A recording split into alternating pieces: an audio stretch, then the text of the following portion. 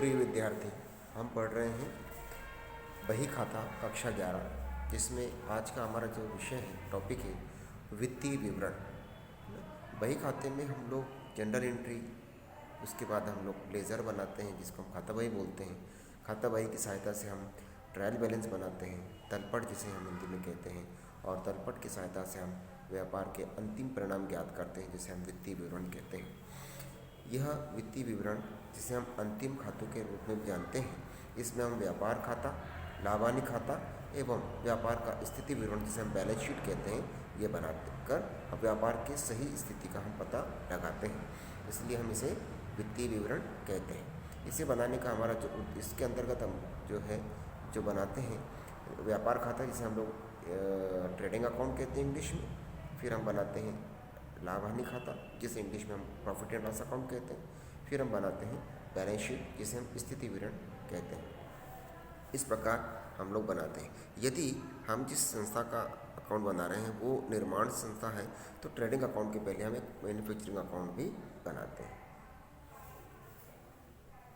अब वित्तीय विवरण का महत्व या उद्देश्य, किन उद्देश्य या किस महत्व के लिए हम लोग वित्तीय विवरण बनाते हैं, इसको भी हम लोग समझें। तो पहला है व्यवसाय का परिणाम ज्ञात करने के लिए। हमने व्यापार किया, साल भर तक व्यापार किया, और उस व्यापार को करने से हमें कितने रुपए का लाभ या कितने रुपए की हानि हुई है, हमारे व्यापार की क्या स्थिति है, इसे ज्ञात करने के लिए भी हम लोग वित्तीय विवरण बनाते हैं। तो पहला उद्देश्य हमारा है व्यापार का परिणाम ज्ञात करना। दूसरा है आर्थिक स्थिति की जानकारी। हमारे व्यापार की सही आर्थिक स्थिति का पता लगाकर हम व्यापार के बारे में भी लिखते हैं कि हमारे व्यापार की सही आर्थिक स्थिति क्या है, हमारे व्यापार में कितनी संपत्तियाँ, कितने दायित्व, हमारी कितना लाभ है, दायित्व संपत्ति कितनी है।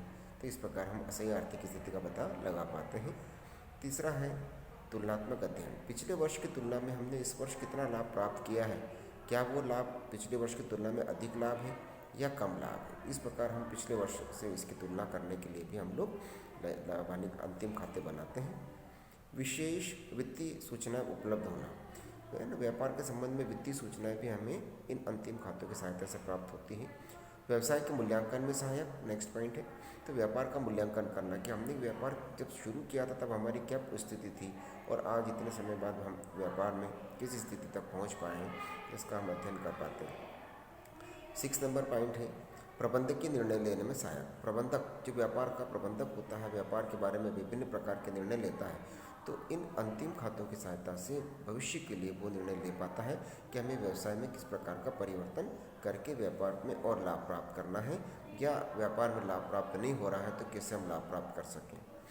7 नंबर पॉइंट है विनियोजककर्ताओं को लाभ। हमारे व्यापार में भिन्न अन्य व्यक्ति भी अपने रुपए लगाते हैं, जिसका हम विनियोजक कहते हैं, इन्वेस्टर कहते हैं। तो इन्वेस्टर्स को भी हमारे इस अंतिम खातों की सहायता से ही पता चल जाता है कि व्यापार में हम पैसा हमें लगाना चाहिए या नहीं लगाना चाहिए।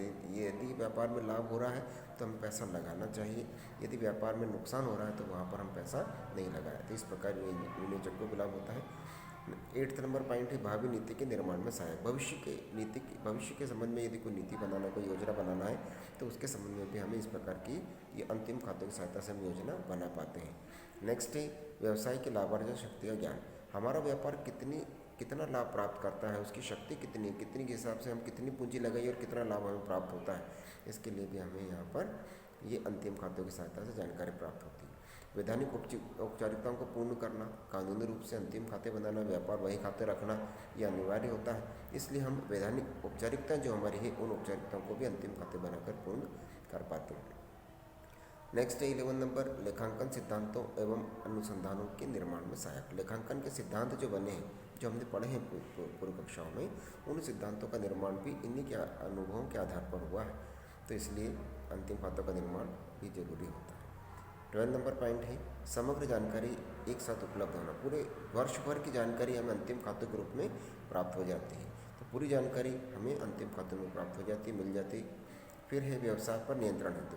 व्यवसाय में विभिन्न प्रकार के व्यय होते हैं, व्यय खर्चों को नियंत्रण करना हो, आय बढ़ाना हो, लाभ बढ़ाना हो, तो उसके लिए भी हमें अंतिम खातों की सहायता लेनी पड़ती है। तो इस प्रकार अंतिम खाते हमारे व्यापार की सही आर्थिक स्थिति का पता लगा पाते हैं।